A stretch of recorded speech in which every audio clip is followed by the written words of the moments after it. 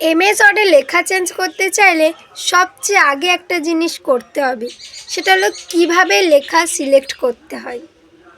আমরা ওয়ার্ডে এলাম এবং ওয়ার্ডের আমরা একটা ওয়ার্ডকে সিলেক্ট করতে মাউসের লেফট বাটন ডবল ক্লিক করতে পারি অথবা মাউসের লেফট বাটন চেপে টানতে পারি।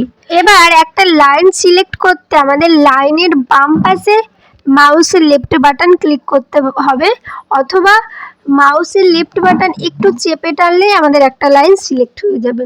তারপরে যদি আমাদের পুরো প্যারাগ্রাফটাই সিলেক্ট করতে হয় তখন আমরা লাইনের বাম পাশে মাউসের লেফট বাটন 3 বার ক্লিক করলেই সিলেক্ট হয়ে যাবে, আর নয়তো মাউসের লেফট বাটন চাপলেই হয়ে যাবে।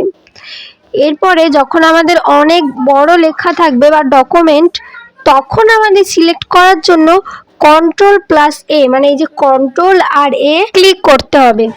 লেখা সিলেক্ট না করলে অনেক কিছুই চেঞ্জ করা যায় না।